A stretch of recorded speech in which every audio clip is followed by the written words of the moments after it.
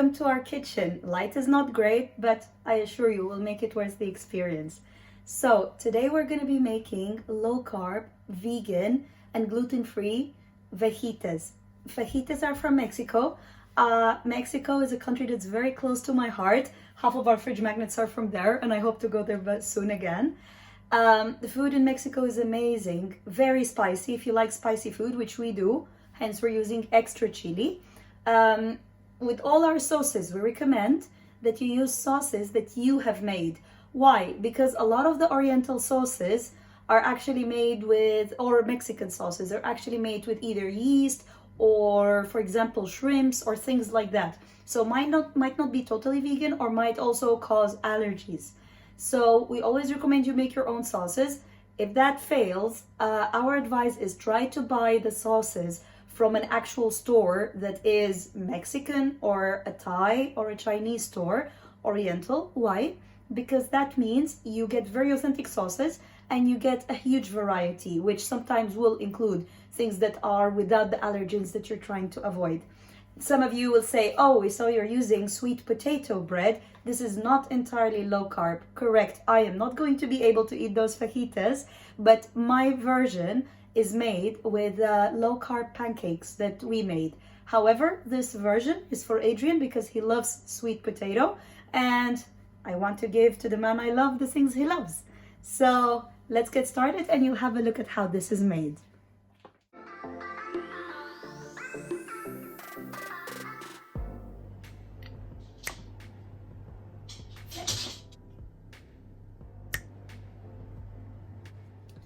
We'll start off with some exotic red onions. Not wasting anything. We will sizzle these until they're nice and yellowish, golden crispy maybe. Not as crispy, but just golden.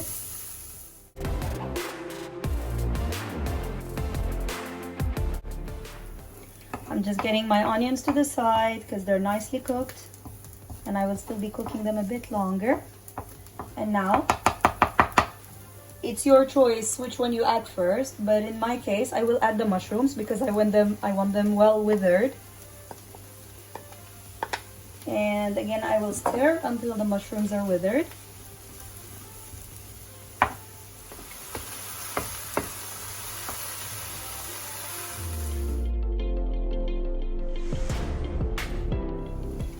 Right, now I'm adding the soya meat alternative, and I'm going to sprinkle a little bit of chili on top. Yes, we love chili in this household. Please do not try this at home unless you can tolerate chili as much as we can. I will be adding more chili later after I add the sauce. For you, those of you who are thinking, how do we make the fajita sauce, and how come it's maybe hard or this or that? Actually, fajita sauce is very easy to make. All you need to do is mix the right portions of the ingredients you like. We start with like half a can of chopped tomatoes with about half a cup of water, and then we add some tomato puree to it. We don't like anything with ingredients that include like harsh preservatives and so on. We usually try to buy things that have less than 10 ingredients, which you will also recognize from my cooking. So water, chopped tomatoes, tomato paste, onions, some yellow or red pepper, whichever you prefer, and some chili pepper. Then we add a little bit of salt and we add some barbecue flavoring spices. That's still vegan, it's just the spices. And we also add some garlic powder, which adds that extra hint to it. Again, salt, please add the amounts that are good for you. So now I'm adding the sauce which we made. For the sauce I'm going to add about 150 to 200 milliliters. I'm not going to use all the sauce I made because I need some of that sauce to put it on top of the fajitas as well.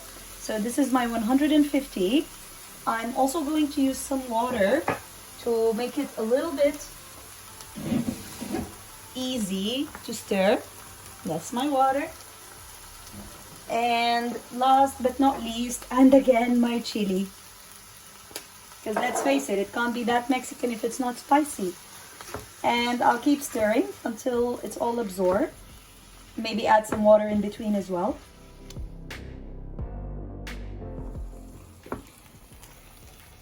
By this point, you'll have figured out the smell is divine. Well, the smell of my sauce. I don't know about your sauce.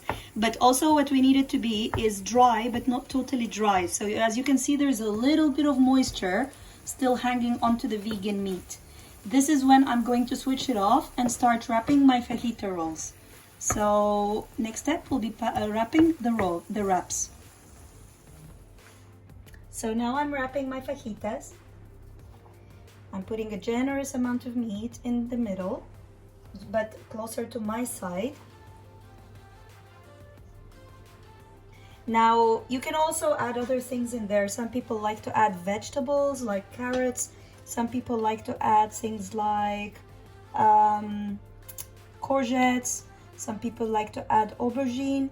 Some people even like to add things like, if you're not low carbing, of course, things like rice. So there are many things you can add. You just decide what you'd like and you can work on that. As you can see, I'm very messy with my approach, but hey, messy can be tasty. Why not?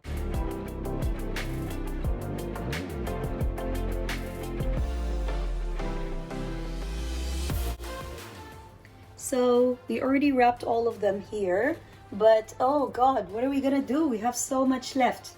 Don't panic. We're going to put some sauce on top of the fajitas. We're going to add a little bit of the meat, and then we will also be able to use some of the vegan meat in our own salads or anything else that we want to enjoy during the week. It's a really nice filling for sandwiches as well. So if your kids eat vegan, this is something nice as well to use for them in sandwiches or as an extra topping or so on.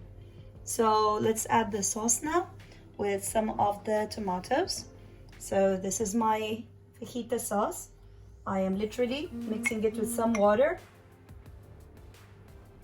and I am adding it once I mix it all together. There we go. And we pour all the fajita sauce in here, covering every part we can cover. The parts that were not covered, do not worry, just smother more sauce on them. And if, like me, you like to be generous with portions and generous and abundant with all the ingredients, I am going to add some of this as well into my mix on top of the fajitas. It will give it extra flavor. As I was saying, these can be used for sandwich fillers or just as a topping for a salad or just as a healthy snack, really, on top of something healthy as well. Pancakes or whatever. So we have this now. Now, what are fajitas without a little bit of melted cheese? I hear you ask. And this is where the vegan cheese comes in. Now, with vegan cheese, you have to be very careful because a lot of vegan cheese, when you use it to melt it in the oven, it will unfortunately become melted coconut oil, which is not very appealing. Melted coconut oil with a bit of starch, which is very high carb. So make sure when you buy vegan cheese that it's not very high carb. Also make sure that it is a meltable vegan cheese. Even if it says mozzarella, there's a very high chance it will taste of mozzarella, but unfortunately it will not act anyway like mozzarella. And the next thing you know, you'll just end up with a lot of watery coconut oil in your oven and on your food. That's it. This is now ready to go in the oven at 170 degrees for 10 minutes. And it actually took us 15 rather than 10 minutes, but we can proudly say we have super delicious fajitas. Hope you enjoy eating them with or without extra vegan cheese, and enjoy. Hasta luego and gracias for watching our video.